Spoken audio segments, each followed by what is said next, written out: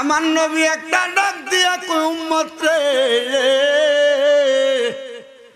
হাসরের ময়দানে যখন আমি নবী হাজির হইয়া যাব, আমার উম্মতের এমন অবস্থা দেখবো রে, আমি তাকে দেখবো হাসরের ময়দানের পশ্চিম অংশের মধ্যে সুন্দর একটা স্টেজ সাজানো। ইয়া রাসূলুল্লাহ, ওই স্টেজটা কেন সাজানো? আমার নবী কয় ওই স্টেজটার মধ্যে আমি ছায়া দেখবো। আমার আল্লাহ তাআলা রাগ সিংহাসন সাজাইয়া আমার আল্লাহ হাকিম হইয়া আছে রে। আমার আল্লাহর ডান দিক দিয়া আমার আল্লাহ তাআলা আমি নবীর জন্য একটা সিংহাসন রাখছে। আমি যাইয়া যখন ওই সিংহাসনের সামনে যাব, আমরা তো সবাই জানি আমার নবী সেজদায় পড়ে উম্মতি উম্মতি কইয়া কানবো। আমার নবী কয় উম্মত রে, আমি নবী উম্মতি উম্মতি কইয়া কান্দার আগে হাসরের ময়দানে আরেকজন ব্যক্তি সেজদার ভিতরে পড়ব। ইয়া রাসূলুল্লাহ, ইয়া হাবিবাল্লাহ, ওই ব্যক্তি কে কে কে গো নবীজি? আমার নবী কয় এটাই আমার কলিজার টুকরা নাতি, তার নাম হইল হযরতে ইমাম হুসাইন। নবী গো, তাহলে আপনি নবীর আগে ওই হাসরের ময়দানে ইমাম হুসাইন সেজদাতে পড়বে। ওয়াজটা কোন দিকে যাইতেছে একটু মনোযোগ দিয়া শুনলে বুঝবারে বাবারা। আমার দয়াল নবী কয় আমি হাসরের ময়দানের মধ্যে যখন আমার আল্লাহ তাআলার কুদরতি সিংহাসনের মধ্যে বইসা যাব, আমি তাকে দেখব আমার আল্লাহ তাআলার সামনে আমার নাতি হযরত ইমাম হুসাইন রাদিয়াল্লাহু তাআলা আনহু সেজদার মধ্যে পড়া রইছে। আমি জিজ্ঞাসা করব, কি গো হুসাইন, তুমি কেন সেজদার মধ্যে পড়ছো? হুসাইন ওই সময় আমি নবীরে বলবে, ও নানা মুহাম্মাদুর রাসূলুল্লাহ সাল্লাল্লাহু আলাইহি ওয়াসাল্লাম, নানা ও নানা শুনেন শুনেন শুনেন, যখন আমার আল্লাহ তাআলা আপনি নবীর কাছে জিবরাইল ফেরেশতারে পাঠাইছে আপনার দুইটা নাতিরে আল্লাহর রাস্তায় দিয়া দেওয়ার জন্য, আপনি না না না আমার আল্লাহর কাছে বলছেন, আল্লাহ তার পূর্বে আমার দুইটা ছেলে ছিল, একটা ছেলের নাম ছিল তৈয়ব আর একটা ছেলের নাম ছিল তাহের। আপনি আমার দুইটা ছেলেরে আপনি আল্লাহর রাস্তায় নিয়ে গেছেন, আপনি আল্লাহর কাছে কোনো কিছু চাই নাই। আল্লাহ আপনি এখন আমি দয়াল নবীর দুইটা কলিজার টুকরা নাতিরে নিয়ে যাবেন, এখন তো আমি আপনার কাছে কিছু চাই। আপনার আল্লাহ আপনি দয়াল নবীরে কি বলছে? আপনার আল্লাহ বলছে আমি ইমাম হুসাইন নাকি ইসলামের জন্য কারবালার ময়দানের মধ্যে শাহাদাতের পেয়ালা পান করব, আর আপনি বলছেন এই শাহাদাতের বিনিময়ে আমার আল্লাহ আপনি নবীরে কি দিব? আপনি বলছেন উম্মতের ফয়সালা। আমার আল্লাহ বলছে ইয়া রাসূলুল্লাহ, ইয়া হাবিবাল্লাহ, নবী গো, আপনার নাতি ইমাম হুসাইন কারবালার ময়দানে শাহাদাত বরণ করলে আপনার নাতির গলা মোবারকটা কতল করার সাথে সাথে শাহাদাত করার সাথে সাথে যত ফোঁটা রক্ত মুবারক কারবালার মাটির মধ্যে পড়বে, আপনি নাকি কারবালার ময়দানের প্রত্যেকটা ফোঁটা রক্ত মুবারকের বিনিময়ে আপনার লক্ষ লক্ষ কোটি কোটি গুনাহগার উম্মতরে আমার আল্লাহ মাফ করে দিব। ইয়া রাসূলুল্লাহ, ইয়া হাবিবাল্লাহ, ও মায়ার নবী, এই জন্য আমি আমার আল্লাহ তাআলা যতক্ষণ পর্যন্ত আপনার সব উম্মতরে মাফ করে জান্নাতে না দিব, আমি এই মুহূর্তে আল্লাহর কুদরতি কদমে আমার দুনিয়া থেকে 2 রাকাত নামাজের 3টা সেজদা দিয়ে কবরে আসছি, একটা সেজদা বাকি ছিল। আপনার কুদরতি কদমে আমি একটা সেজদা প্রদান করলাম। আমার আল্লাহ যতক্ষণ পর্যন্ত আপনার সব জাহান্নামী উম্মতরে জান্নাতি বানাইয়া না দিব, আমি ইমাম হুসাইন আমার গর্দানটা উঠাইতে পারবো না। ইমাম হুসাইন রাদিয়াল্লাহু তাআলা আনহু নবীর কলিজার টুকরা নাতি, উনি কয় শোনো, আমি দুনিয়াত নামাজ 2 রাকাত পড়ছিলাম, শুধু বলছিলাম সিমরের লোকদের কাছে 2 রাকাত নামাজের সুযোগ, আমি 2 রাকাত নামাজ পড়তে গেছি।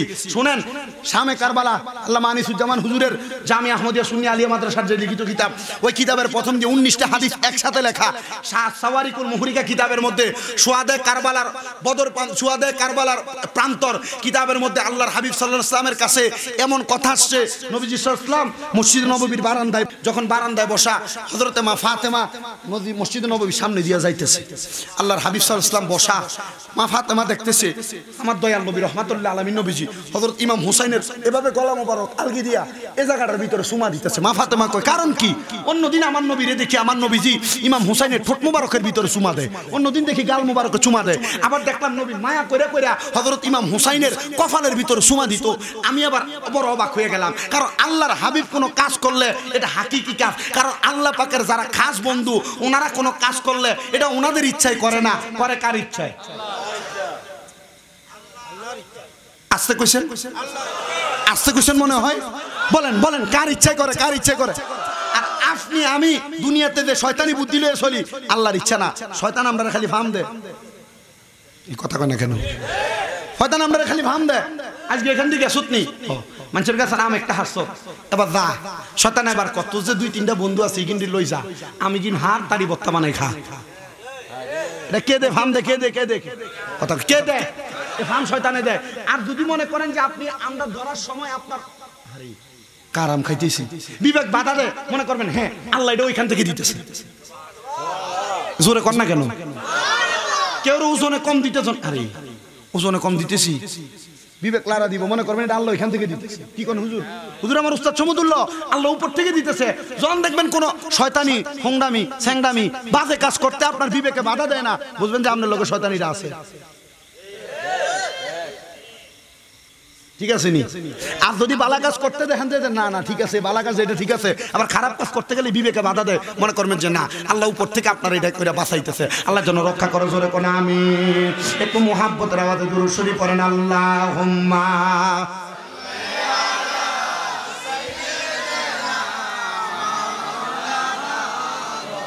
ওয়া আলা আলি সাইয়্যিদিনা। কারবালায় ঘটিল এক আজব কাহিনী, কারবালায় ঘটিল এক আজব কাহিনী, নবীর আওলাদ আসগর শহীদ পাইল না পানি। বলেন নবীর আওলাদ আসগর শহীদ পাইল নি, বলেন কারবালায় ঘটিল এক আজব কাহিনী, কারবালায় ঘটিল এক আজব কাহিনী, নবীর আওলাদ আসগর শহীদ পাইল না পানি। বাবারে নবীর আওলাদ আসগর শহীদ পাইল, জিব্বা শুকায় গলা শুকায় শুকায় ঠোঁট খানি। বলেন জিব্বা শুকায় গলা শুকায় ঠোঁট খানি, কান্নার আওয়াজ বাহির হয় না, কান্নার আওয়াজ বাহির হয় না। ও জাদুমণি নবীর আওলাদ আসগর শহীদ পাইল না পানি। বাবারে নবীর আওলাদ আসগর শহীদ পাইল না পানি। বলেন কারবালায় ঘটিল এক আজব কাহিনী, নবীর আওলাদ আসগর শহীদ পাইল না পানি। কারা করলো কারবালাতে এমন শয়তানি? বলেন কারা করলো কারবালাতে এমন শয়তানি? মাথায় টুপি মুখে দাড়ি, মাথায় টুপি মুখে দাড়ি, গায়ে জুব্বা খানি। নবীর আওলাদ আসগর শহীদ পাইল না পানি। বাবারে নবীর আওলাদ আসগর শহীদ পাইল না পানি। বলেন কারবালায় ঘটিল এক আজব কাহিনী, কারবালায় ঘটিল এক আজব কাহিনী, নবীর আওলাদ আসগর শহীদ পাইল না পানি। বাবারে নবীর আওলাদ আসগর শহীদ পাইল না পানি। ও বন্ধুরে মা ফাতেমা কয় আমি মসজিদে নববীর সামনে দিয়া যাইতে লাগছিলাম, আমি তাকায়া দেখলাম আমার মুহাম্মাদুর রাসূলুল্লাহ সাল্লাল্লাহু আলাইহি ওয়াসাল্লাম দয়াল নবীজি হযরত ইমাম হুসাইনের গলা মুবারকের মধ্যে চুমা দিতাছে। আমি আমার নবীর সামনে গেলাম, যে বললাম ইয়া রাসূলুল্লাহ, ইয়া হাবিবাল্লাহ, নবী গো, ও দয়াল নবী, মায়ার নবীজি, আপনার কাছে জানতে চাই, আপনি যে হযরত ইমাম হুসাইনের গলা মুবারকের মধ্যে চুমা দিছেন, কারণ কি? সুবহানাল্লাহ, আর জোরে কোন সুবহানাল্লাহ। জিয়ে যদি বাপের কাছে কোন রকম, জি কি ছোট না বড়? ওমা কথা কয় না, জি ছোট, বাপ হইল বড়। এবার জানতে চাই, ছোট মানুষ হইয়া বড় মানুষে যদি কোনো প্রশ্ন করে, আরে কি প্রশ্ন করলো, কি বুঝে জানি প্রশ্নটা করলো। হযরতে ফাতেমা কয়, আব্বা, ও আব্বা, কারণ কি? সুমা কেন গালে দিলেন না? সুমা কেন ঠোঁটে দিলেন না? সুমা কেন কপালে দিলেন না? আব্বা, মাঝে মাঝে দেখি আদর করে বুকেও সুমা দেন। ও আব্বা, কারণ কি? হুসাইনের গলায় কেন সুমা দিছেন? আল্লাহর কসম, মা ফাতেমা নিজে বর্ণনা করে হাদিসটা, ডাক দিয়া কয়, জগৎবাসী, আমি আমার আব্বারে এর চাইতে বেশি আর কোনোদিন কাঁদতে দেখছি না। ছোট ফুলাপান মানুষ দুগ্ধের জন্য মার কাছে যেমন ভাবে ওয়া ওয়া করে কান্দে, আমি দেখছি রে আমার দয়াল নবী তার চাইতে আরো কেমন জানি বেশি বেশি কান্না করতেছে। আমি জিগাইলাম, ইয়া রাসূলুল্লাহ, ইয়া হাবিবাল্লাহ, এভাবে কান্দেন কেন? আমার নবী কয়, ফাতেমা, এই মুহূর্তে জিবরাইল আইসা আমি নবীরে খবর দিছে, ফাতেমা রে, আমার হুসাইন রে কারবালার ময়দানের ভিতরে এমন কিছু ব্যক্তিরা শহীদ কইরা দিব। নবী গো, তারা কারা? আমার নবী কয়, তারা আমি নবীর উম্মত দাবি করব। তারার মাথার মধ্যে দাড়ি তারা মুখের মধ্যে দাড়ি থাকবো, মাথার মধ্যে পাগড়ি থাকবো, শরীরের মধ্যে পাঞ্জাবি থাকবো। আমি তাদেরকে নতুন করে আপনাদের কাছে চিনিয়ে দিতাম চাই না। তাদের পরিচয় আপনারা সবাই জানেন। আবেদ সাল মাদানি তারারে চিনিয়ে দিয়া গেছে, আল্লামা শাহরাস্তি চিনিয়ে দিয়া গেছে, আব্দুল মান্নান মুনা দরবেশ আপনারা চিনিয়ে দিয়া গেছে। আমি বইলা মানুষের মাঝে দ্বন্দ্ব তৈরি করতে চাই না, তবে একটা কথা মনে রাখবা, এদেরকে এমনি চিনবা, কারণ কারবালার মাস আসলে আমরা ইমাম হুসাইনের স্মরণে মাহফিল করি, এদেরকে স্মরণ করি। এরারে কোনোদিন কারবালার ওয়াজ করতে দেখতা না। যারা দেখবা এমন ভাবে কারবালার ওয়াজের কথা তারার মুখে দিও নাই, বুঝা নইবা তারাই হইল ওই ফন্তিরা। ঠিক আছে না? কারণ নাম করার দরকার আছে, আমি কইটা মহাবি উমুক উমুক উমুক দরকার আছে, আমার কেউ কথার দরকার নাই। দেখবেন বর্তমান সমাজের ভিতরে এই সোয়াদে কারবালার হালে তার আলোচনা আমরা করি না, করি। একটা শ্রেণীর লোক, একটা না কয়েকটা শ্রেণীর লোক আছে যারা এই কারবালার আলোচনার কোনো মূল ধারাবাহিকতা এরা টানেই না। এরা বদরের যুদ্ধ, উহুদের যুদ্ধ, খন্দকের যুদ্ধ এগুলার ওয়াজ করবে, কিন্তু কারবালার যুদ্ধের ওয়াজ করে না। কারণ কি? কারবালার যুদ্ধের ওয়াজ করলে নবীর ফেম আর মোহাব্বতের ওয়াজ করা লাগবে। ঠিক আছে নি? আল্লাহ আল্লাহ তাআলা আমাদেরকে সহি সমঝ দান করুক, জোরে কোন আমিন। আমার দয়াল নবী কয়, ফাতেমা, এই মুহূর্তে জিবরাইল আমারে খবর দিয়ে গেছে। নবী গো, কি খবর দিছে? আমার দয়াল নবী কয়, ইমাম হুসাইন কারবালায় যাইব, কারবালায় যায় যুদ্ধ করব, হুসাইনের তরবারি থেকে কেউ বাঁচবে না, কিন্তু ইমাম হুসাইনকে সর্বশেষ তারা ওই জায়গার মধ্যে শাহাদাত করে দিব। শাহাদাত হওয়ার আগে আমার হুসাইন কারবালায় নামাজ পড়ব 2 রাকাত। ফাতেমা রে, আমি কান্দি এই জন্য আমার হুসাইন 2 রাকাত নামাজে পড়ব। প্রতি রাকাতে সেজদা হয় কয়টা? কথা কন না, কয়টা? 2টা সেজদা। ফাতেমা, 2 রাকাত নামাজে সেজদা 4টা। আমার হুসাইন 4টা সেজদা দিবে না। নবী গো, ও আমার পানের আব্বা দান দিব কয়টা? কয় দিব 3টা। নবী গো, হাকিকতটা কি জানতে চাই? আমার দয়াল নবীজি বলে, হাকিকত তো বানামু আমি দয়াল নবী, কারণ আমি দয়াল নবী উম্মতে মুহাম্মদীর জন্য ধর্ম, যারা এই ধর্ম পালন করব তারা হইব ধার্মিক। সুবহানাল্লাহ কোন মিয়া, আর জোরে কোন না সুবহানাল্লাহ। নবী গো, ইয়া রাসূলুল্লাহ, কি ধর্ম বানাইছেন? আমার নবী কয়, শোনো রে ফাতেমা, আমার আল্লাহ খবর পাঠাইছে আমার হুসাইন নাকি মাত্র সেজদা দিব 3টা। আমি আমার আল্লাহরে কইছি, আল্লাহ, জীবনের শেষ নামাজটা কি আপনি শেষ করতে দিতেন না? আমার আল্লাহ আমি দয়াল নবীরে কইছে, ইয়া রাসূলুল্লাহ, আপনি তো বলছেন হুসাইন যে কারবালায় শহীদ হইয়া যাইব, কারবালায় শহীদ হওয়ার কারণে আপনি দয়াল নবীরে বিনিময় ডাকি দিব। নবী গো, আপনি ফাতেমার জানায়া দেন আমার হুসাইনের আরো একটা সেজদাতে বাকি আছে, ওই হাসরের ময়দানে হুসাইন একটা সেজদা দিয়া আপনি নানার উম্মতদেরকে পার কইরা নিবে। আর আমার নবী কয় আল হাসান ওয়াল হুসাইনু সাইয়্যিদা শাবাবি আহলিল জান্নাহ। হাসান হুসাইন হইলো জান্নাতের যুবকের সরদার।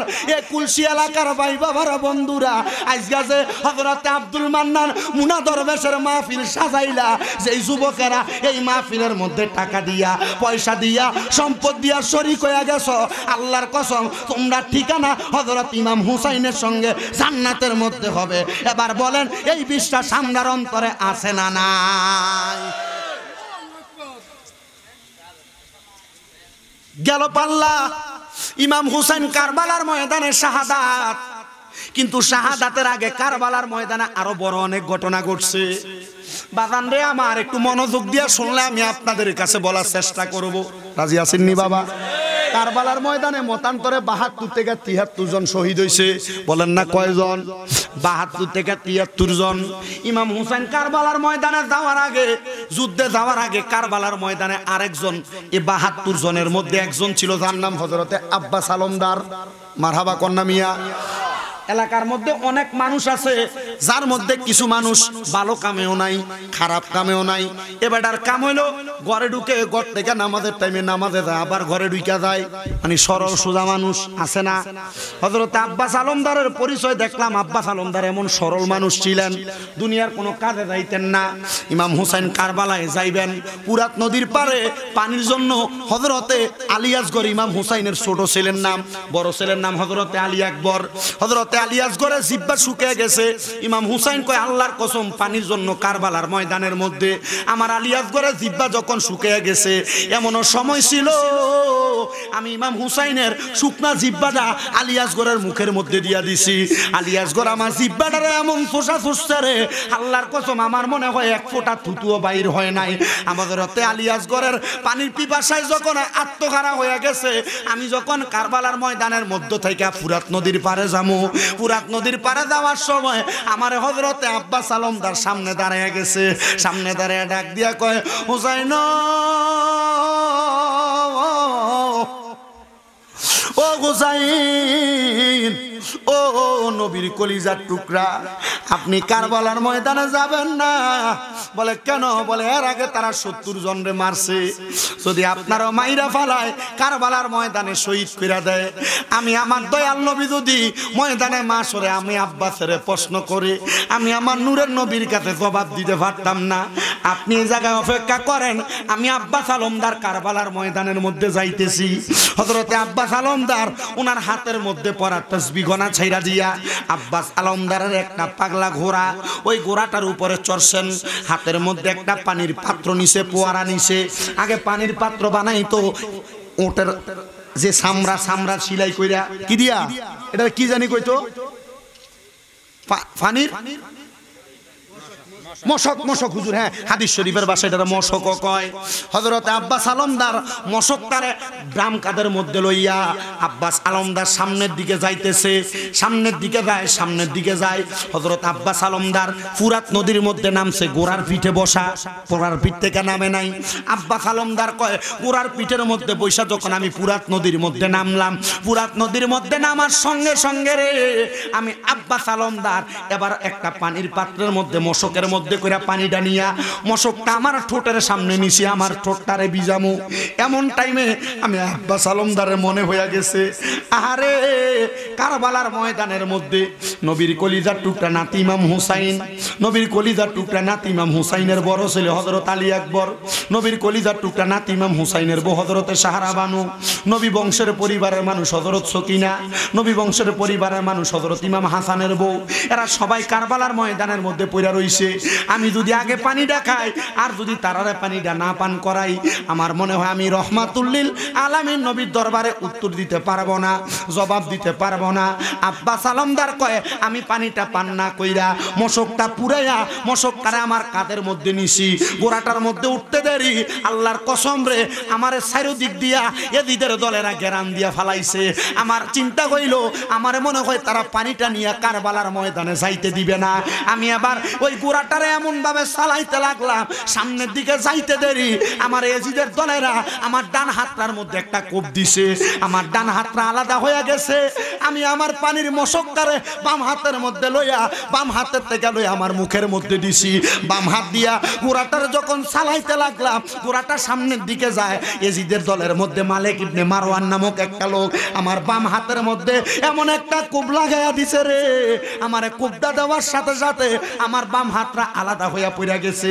আমি ঘোড়ার পিঠে এখনো বসা, পানির মশকটা আমার মুখের মধ্যে নেওয়া, আমার কল্লাটা তারা আলাদা করে দিছে। এমন টাইমে যখন হযরতে আব্বাস আলমদারের দেহটা ফুরাত নদীর পারে পড়ে রইছে, হযরত ইমাম হুসাইনের বড় ছেলে আলী আকবর ডাক দিয়া কয়, আব্বা আমার মনে হয় কারবালার ময়দানের মধ্যে আমাদের কলিজার টুকরা চাচা যান হযরতে আব্বাস আলমদার কারবালায় শহীদ হয়ে গেছে।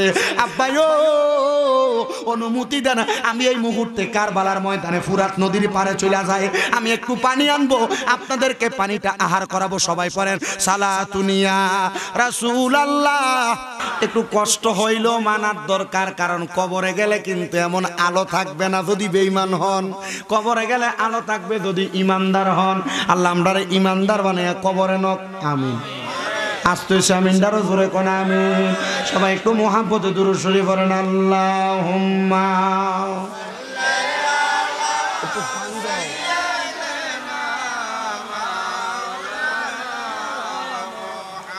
ওয়ালা আলি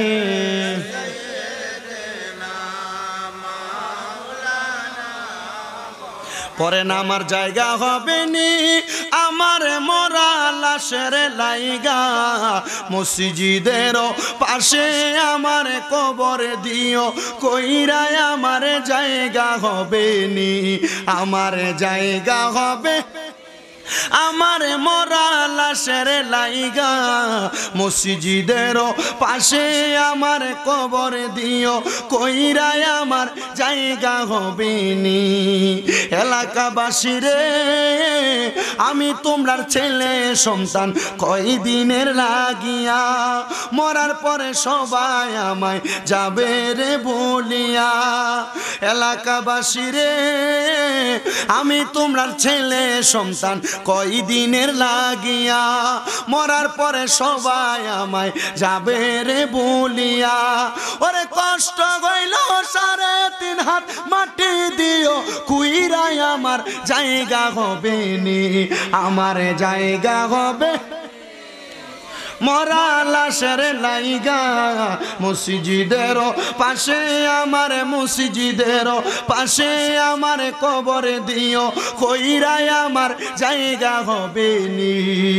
জগৎবাসী রে আমি যেদিন যাব মারা দুনিয়া ছাড়িয়া, রঙিন জামা কাপড়ে সবই নিবে রে খুলিয়া, ওরে সাদা আমার কিনে কাপড় আমায় দিও রে পরাইয়া, আমার জায়গা হবে নি, আমার জায়গা হবে, আমার মরা লাশের লাইগা, মসজিদের পাশে আমার কবর দিও, কইরায় আমার জায়গা হবে নি।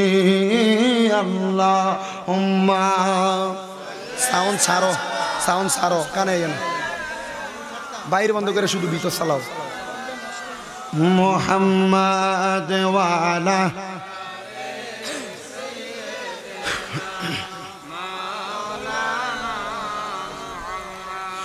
ইমাম হুসাইনের বড় ছেলে হযরতে আলী আকবর বাবারে ডাক দিয়ে কয়, আব্বা হযরতে আব্বাস আলমদার চলে গেছেন ফুরাত নদীর পারে, এখনো আসে নাই, অনুমতি দেন, এখনই আমি ওই আব্বাস আলমদার যেখানে ফুরাত নদীর পারে যে আমি একটু পানি নিয়ে আসবো। ইমাম হুসাইন বলে, বাবা অনুমতি দিলাম। হযরতে আলী আকবর যখন হযরত ইমাম হুসাইনের অনুমতি নিয়ে রওনা করলেন, কারবালার ময়দানের মধ্যে যাইয়া হযরত আলী আকবর ইয়াজিদ বাহিনীর সঙ্গে যুদ্ধের মধ্যে লিপ্ত হয়ে গেছে। যুদ্ধ করতে করতে করতে করতে হযরতে আলী আকবর যখন যুদ্ধটা আর করতে পারতেছেন না, শরীরের সব শক্তি নিশক্তি হয়ে গেছে, হযরতে আলী আকবর ঘোড়াটারে চড়তে চড়তে হযরত ইমাম হুসাইনের সামনে চলে আসছে, আর কথা বলতে পারতেছেন না। যুদ্ধ করতে করতে আলী আকবর হযরত ইমাম হুসাইনরে ডাক দিয়া কয়, আব্বাই ও দেখছেন নি এজিদের দলেরা ছেলেরা আমার পিঠের মধ্যে তরবারির আঘাত করছে, ডান হাতের মধ্যে আমারে তীর মেরে দিছে, আমার মাথার মধ্যে তারা তরবারি দিয়ে আঘাত করছে। আব্বা আমি পানির পিপাসা সহ্য করতে পারি না, আপনি আমার একটু পানির পিপাসা নিবারণ করেন। ইমাম হুসাইন ডাক দিয়া কয়, আমি বুঝতে পারলাম মনে হয় আলী আকবর আর বেশিক্ষণ দুনিয়াতে থাকবে না। এজন্য দেখবেন আল্লাহর হাবিব সাল্লাল্লাহু আলাইহি সাল্লাম নিজে ঘোষণা করতেছে, যদি কোনো মানুষ মৃত্যুর যন্ত্রণায় ছটফট করে আমরা মাঝে মাঝে মুহাব্বত করে মায়া করে নিয়ে মুখে একটু পানি দিয়া দেই। নবী কই উম্মত না রে না, মৃত্যু ছটফটাইলে কোনো মানুষে মুখের মধ্যে পানি দিও না। নবী গো কেন? কারণ ওই সময় শয়তান তার সামনে দাঁড়াইয়া থাকে, ওই পানির মধ্যে প্রস্রাব করে দেয়, ওই পানিটা মুখের মধ্যে নেওয়ার কারণে তার ঈমান হারা হওয়ার সম্ভাবনা আছে। হযরতে আলী আকবর যখন ইমাম হুসাইনের কাছে পানি চাই, ইমাম হুসাইন ডাক দিয়া কয়, আরে তোমারে আমি দুনিয়ার পানি কই থেকে পান করাবো? চিন্তা করো না, কিছুক্ষণ পরে শাহাদাত বরণ করবা। ইন্তেকাল করার পরে আমার নানা মুহাম্মাদুর রাসূলুল্লাহ ময়দানে মাশরের মধ্যে হাজির হওয়ার আগে যখন তোমারে কবরের মধ্যে বিসমিল্লাহি ওয়া আলা মিল্লাত রাসূলিল্লাহ বলে কবরে রাখবো, ওই কবরে তোমার জন্য কাউসারের পানি লইয়া দাঁড়াইয়া রইছে। চিন্তা করেন, কারণ নিরাইস কারণ আইন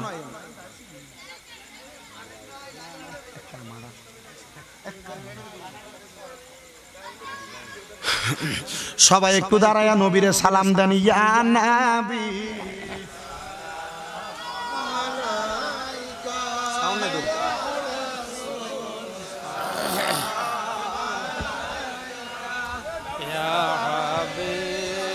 পিপাসায় কাতর হইয়া কারবালার ময়দানে ফুরাত নদীর পারে যাওয়ার পরে দিদেরা তীর মেরে মারছে, আমার এই ছেলেটাও মারা গেল, এই ছেলেটাও শহীদের পেয়ালা পান করব। এবার একজন আশেক সুরে সুরে বলে, আল্লাহকে মারলো রে মায়ের যতনের রতন, কে কারিয়া নিল মায়ের বুকের জাদু দন, আল্লাহ কে মারলো রে, আল্লাহ কে মারলো রে মায়ের যতনের রতন, কে কারিয়া নিল মায়ের বুকের জাদু দন, আল্লাহ কে মারলো রে। আল্লাহ কাশেমের লাশ গোরার পৃষ্ঠেতে চড়িয়া আপন স্বজনের মাঝে পৌঁছিল আসিয়া, ওরে তারে মাইরা আন্ধারে করলো মদিনার ভুবন, আল্লাহ কে মারলো রে, আল্লাহ কে মারলো রে মায়ের যতনের রতনে, কে কারিয়া নিল মায়ের বুকের জাদু দন, আল্লাহ কে মারলো রে। আল্লাহ কাশেমের লাশ স্বজন যখন দেখিল, আসমান ভাঙ্গা যেন তাদের মাথাতে পড়ল, ওরে ঘরে বাইরে লাগলো আগুন কাশেমের লাগিয়া, আল্লাহ কে মারলো রে, আল্লাহ কে মারলো রে মায়ের যতনের রতনে, কে কারিয়া নিল মায়ের বুকের জাদু দন, আল্লাহ কে মারলো রে। বন্ধুরে হযরতে সাহারা বানু হযরতে আলী আকবরের লাশটা বুকের সঙ্গে ধরায়া ধরা ধরা আমার আল্লাহর কাছে ফরিয়াদ জানায়, মাবুদ কারবালার ময়দানের এমন বিষাদ সিন্ধুকে আপনি চোখে দেখেন না, আমার চোখের সামনে আমি মারে এতিম বানায়া দিয়া আমার কলিজার টুকরা সন্তান বিদায় হয়ে গেছে। আল্লাহ গো আমি মা দোয়া চাই আমার শহীদ সন্তানদের উসিলায় আমরা আহলে বায়াতদেরকে আপনি কবুল করে নেন।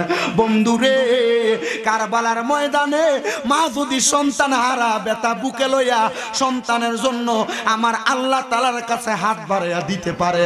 আজকের এই কুলসি হযরতে আব্দুল মান্নান মুনা দরবেশের মাহফিলে বৈশা 52তম উফাত উপলক্ষের মাহফিলে বৈশা আজকের মাহফিলে যাদের মা নাই, যাদের বাবা নাই, আমরা যদি আল্লাহর কাছে দোয়া করি, আল্লাহ আজকের মাহফিলে আহলে বায়াত কারবালার সদস্যদের দোহাই দিয়া, তোমার বন্ধু হযরতে আব্দুল মান্নান মুনা দরবেশের দোহাই দিয়া আমার মা কবরে দোয়া চাই, মা কবরে দোয়া চাই, আব্বা কবরে আব্বার কবরের আযাব মাফ চাই।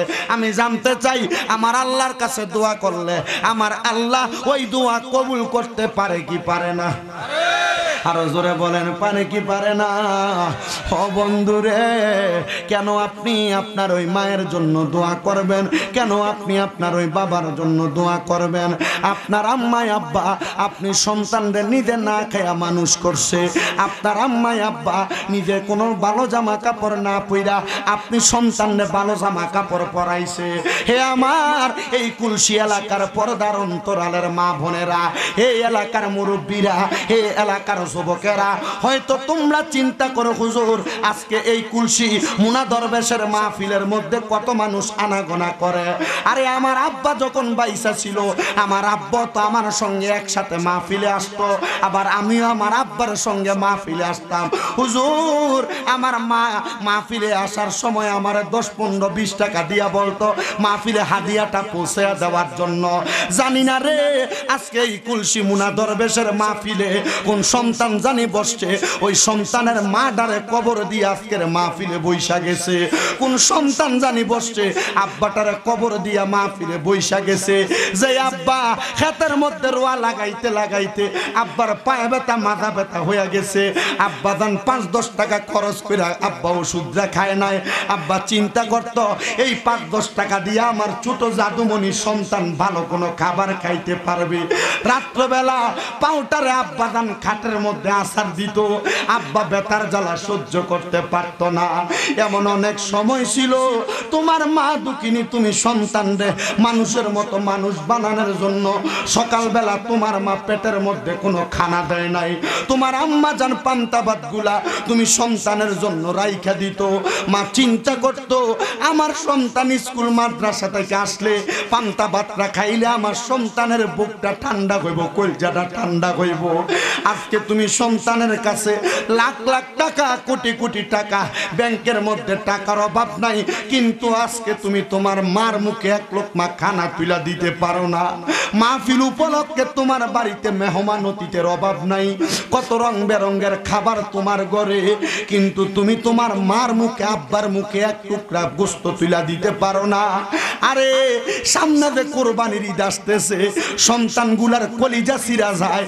গতকালকে মাহফিল করেছিলাম কসবা থানার জেঠুয়া মুড়া গ্রামে, ওই এলাকায়ও বলছিলাম কুমিল্লা হুমনা থানার একটা ছেলে আমার দুবাই থেকে কল দিয়া বলে হুজুর আমার মাও নাই বাবাও নাই, মনটা বলে আমার মা বাবার জন্য দোয়া করবেন। আমি জিগাইলাম কেন রে মা বাবার জন্য দোয়া চাস? ছেলেটা কয় হুজুর আমার আব্বা জান নিয়ত করছিল আমরার ঘরে বড় একটা গাই গরু লালন পালন করছে, কোরবানির ঈদ আসলে আমার আব্বা গরুটা বিক্রি কইরা অর্ধেক টাকা দিয়ে আমরার বাড়িতে কোরবান দিব। আমার মা দুঃখিনী মায়ের গলার শখ করা চেনটা পর্যন্ত বিক্রি কইরা দিছে, বিক্রি কইরা আমার আব্বা আম্মা মিলা আমি সন্তানরে বিদেশ পাঠাইছে।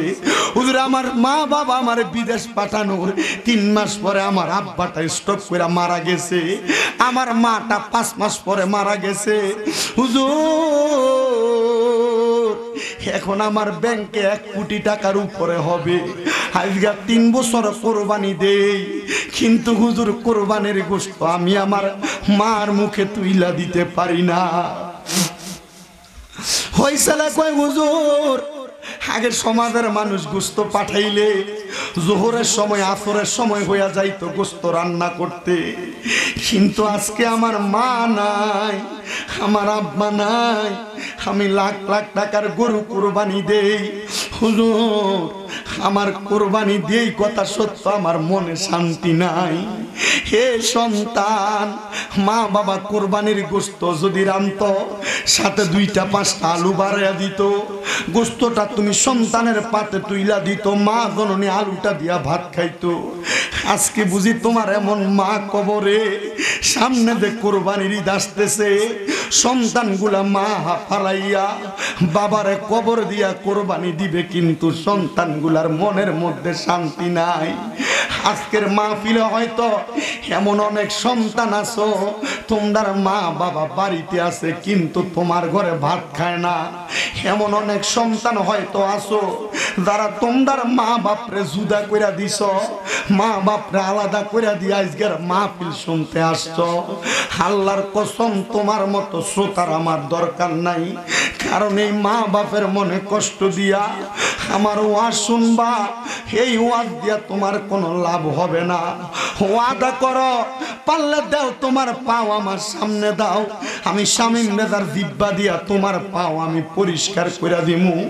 তবু ওয়াদা করো, এখান থেকে বাড়িতে যাইয়া ওই মা বাবার পাগুলার মধ্যে ধরে মাপ চাইবা, মা বাপের পাগুলার মধ্যে ধরে বলবা, মা ও আব্বা, আল্লাহর রাস্তে আমি সন্তানরে মাফ করে দেন। যতক্ষণ পর্যন্ত তোমার মা তোমার বাবা মুখ দিয়া বলছে মাফ কইরা দিছি, ততক্ষণ পর্যন্ত মা বাবার পাও চাইরো না। বাইয়ে বাইয়ে ঝগড়া করে মা বাপরে আলাদা করে দিছ, বউয়ের কথা শুই না মা বাপরে আলাদা করে দিছ। তোমার মা তোমার বাবা পান খাওয়ার 10-20 টাকা তোমার কাছে ফকিরের মতো ছায়া নেওয়া লাগে। আল্লাহর দোহাই লাগে রে সন্তানের দল, এই সম্পদ দিয়া কোনো শান্তি পাইবা না যদি তোমার সম্পদ দিয়া তোমার মা বাবা শান্তি না পায়। ওয়াদা কর, ওয়াদা করে এখান থেকে বাড়িতে যায় মাফ চাইবি। এই মুনা দরবেশের মাহফিল কবুল হবে কিনা কেউ গ্যারান্টি দিতে পারবে না। আমি শামীম রেজা কুমিল্লা থেকে আইসা একটা গ্যারান্টি দিয়া যাই, আগামীকালকে যখন দেখবা এই কুলসির দোকানে বৈশা মুরব্বীরা কয়, হ্যাঁ শামীম রেজার কথা শুই না আমার ফুতে বাড়িতে যে আমার পায়ে ধরে মাপ চাইছে, কিন্তু আমার ফুতে কোনোদিন আমার লগে কোনো অন্যায় করে নাই, মনে করবা মাহফিলটা সফল হইয়া গেছে। হে বন্ধু, অনেকে চিন্তা করে হুজুর মাফ চামু, হুজুর পায়ে ধরবো কেন, শিরিকের ফতুয়া আসে না রে না। মাঝে মাঝে সুযোগ পাইলে শুধু পায়ে ধরবা না, মাঝে মাঝে সুযোগ পাইলে মা বাবার পায়ে চুমো দিবা। আল্লাহর নবী শিখিয়া দিয়া গেছে, মা বাবার পায়ে চুমা দিলে আল্লাহর জান্নাতের চৌকাঠে চুমা দেওয়ার সওয়াব পাওয়া যায়। ওরে জান্নাতের চাবি আমার মা, মা গো জান্নাতের চাবি আমার মা। ভালোবাসি তোমায় বাবা, বুকটা যে যায় ছিঁড়ে, তোমার কথা হৃদয় মাঝে পড়ছে বারে বারে। বাবা গো ও বাবা,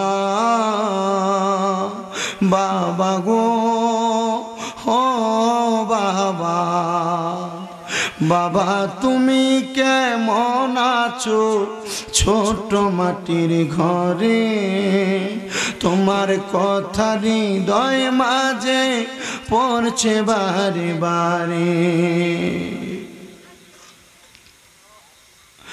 অনেকে চিন্তা করে হুজুর যাদের বাড়িতে আব্বা আছে তারা বাড়িতে যে আব্বার পায়ে ধরে মাফ চাইবো, আমার তো আব্বা নাই, পুকুর পারে বাঁশমুড়ার তলে আমার আব্বাটারে আমি দাফন দিয়া চলে আসছি। হুজুর আমি কার পায়ে ধরে মাপ চাইবো? হুজুর যারার বাড়িতে আব্বা আছে তারা যায়া মার পায়ে ধরে মাপ চাইবো। হুজুর আমি বাড়িতে যায়া কার পায়ে ধরে মাপ চামু? আমার তো মা দুঃখিনী অন্ধকার কবরে। এ সন্তান আগে বাড়িতে যাইতে রাত্রবেলা দেরি হইলে মা ঘুমাইতো না, ঘরের দরজাটার মধ্যে বইসা থাকতো, সন্তানের অপেক্ষা করত। এখন বিবাহ করার পরে মা মারা যাওয়ার পরে বউ বউয়ের মতো ঘুমায় রে। আগে মা ভাতও খাইতো না, ভাতগুলা নিয়ে বইসা থাকতো। এখন তোমার স্ত্রী ঘুমায়, তুমি তোমার নিজের খাবার নিজে নিয়ে খাওয়া লাগে। আজকে তোমার মা যদি বাইচা থাকতো রে সন্তান, মার কদমে ধরে মাপ চাইতা। আজকের মাহফিলে কত এতিম সন্তান বইসা গেছো। তোমরার মা, তোমরার আব্বা তোমরারে লাখ লাখ টাকা সম্পদ দিয়া গেছে। কই রে মা বাপ তো লাখ লাখ টাকার সম্পদ গুলা কবরে নিছে না, মা বাপ তুমি সন্তানরে দিয়া গেছে। কই রে তুমি সন্তান দি বছরে একবারও মা বাপের কবরে যাইতে তোমার মনে থাকে না। এখানে হয়তো এমন অনেক সন্তান আছে যারা কবরস্থানের সামনে গেলে মা বাবার কবর চিনো কিনা জিজ্ঞাসা করলে কবর চিনে দিতে পারবে না। তোমার সন্তান, তোমার মা বাবা তোমার যে লাখ লাখ টাকা জায়গা দিয়া গেছে, একবার চিন্তা করো ওই বাড়িতে যদি তুমি মাসে 5,000 টাকা ভাড়া দিয়া থাকতা, 12 মাসে 60,000 টাকা ভাড়া দেওয়া লাগতো। তোমার মা বাপ তো তুমি ফুতের কাছে ভাড়া চায় না 60,000 টাকা। এ সন্তান তোমার কাছে তোমার মার জন্য বাবার জন্য 60,000 টাকা চাইলাম না। বলে হুজুর আমার মা বাপ বাচ্চা থাকলে যদি অসুস্থ হইতো মাসে 1,000 টাকার ওষুধ খরচ লাগতো, 12 মাসে 12,000 টাকা আমার মা বাবার পেছনে যাইতো। হুজুর আমার মা কবরে, আমার আব্বা কবরে, আমার আম্মা আব্বার লাগে একটু খাস করে দোয়া করবেন। আম্মা আব্বার জায়গা সম্পত্তি আমি ফুতে ব্যবহার করি, আমারে বাড়ি দিয়া গেছে, ক্ষেত পাথরে জায়গা দিয়া গেছে। ওই মা বাবার জন্য দোয়া চাইয়া হুজুর আগামী বছরে মাহফিলটার মধ্যে আমি আমার মার নামে 10,000 টাকা দিমু, আমার আব্বার নামে 10,000 টাকা দিমু। গত বছর একটা ছেলে মাহফিলের মধ্যে একটা গরু দান করছে একজন, আগামী বছর ওই লোকটা যদি একটা গরু দান করে তার জন্য খাস করে দোয়া করা হবে। আসেননি এমন কেউ হুজুর আমার মা নাই দোয়া করেন, আব্বা নাই দোয়া করেন, আব্বা আমার জায়গা সম্পত্তি ব্যবহার করি আমি আমার মা বাপের নামে 10,000 টাকা দিমু। একজন যদি থাকেন হাতটা বাড়াইবেন।